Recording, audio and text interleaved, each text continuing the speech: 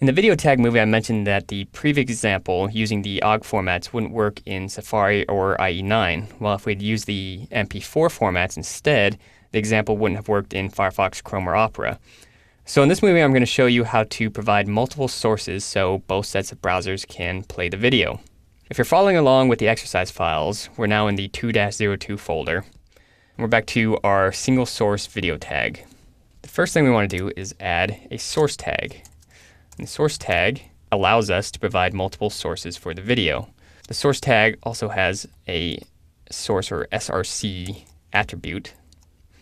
And for our first source, we're going to use the same file that we used for the video tag before. So I'm just going to copy and paste that from the previous one. And at the same time, I'm going to remove the source attribute from the video tag. We don't want that there anymore because now we're using the source tags to provide our sources. All right, the next attribute we need in the source tag is the type attribute. And for this file, the type is video/OGG. What the type attribute does is basically tell the browser what type of video it is.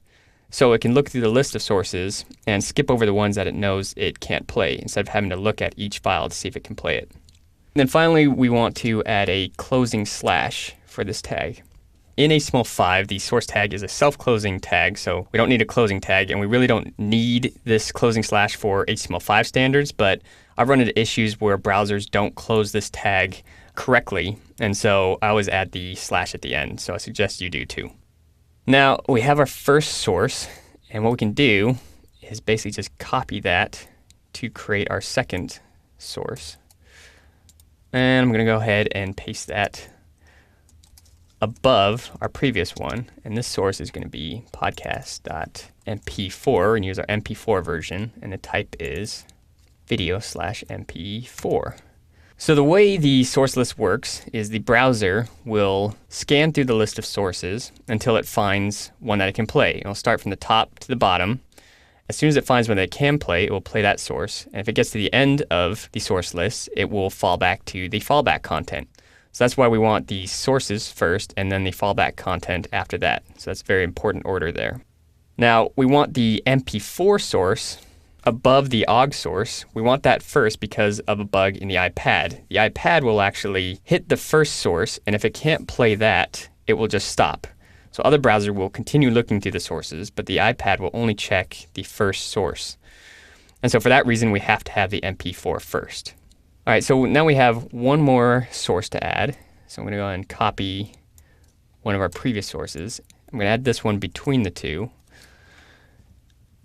And this is our WebM format. So it's podcast.webm. And the video type is video/webm.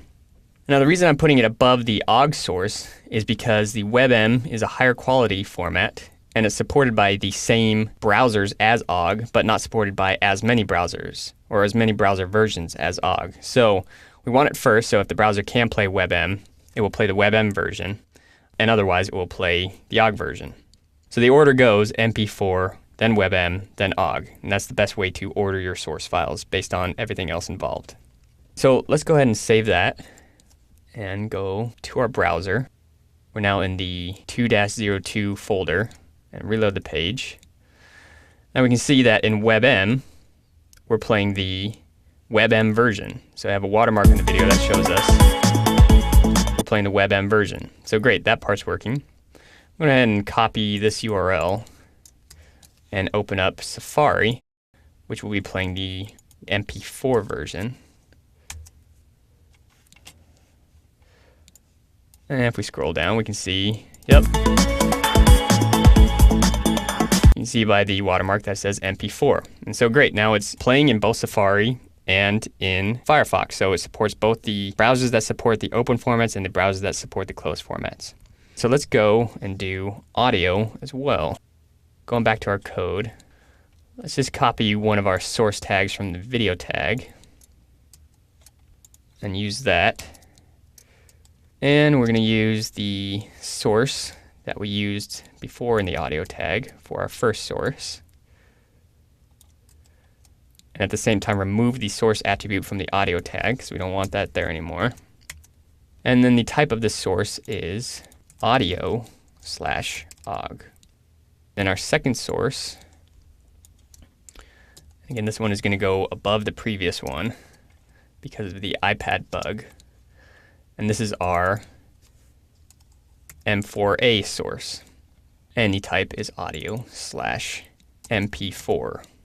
So those are the two sources that we need for audio. And we can save that and go to our web browser, reload the page. We don't have a nice watermark to tell us that it's playing, but we can see that it does work in Firefox. And we can go into Safari, reload the page, and it works there as well. So awesome. Our video and audio now work across HTML5 browsers. And now we can move on to looking at some of the other attributes of the video and audio tag.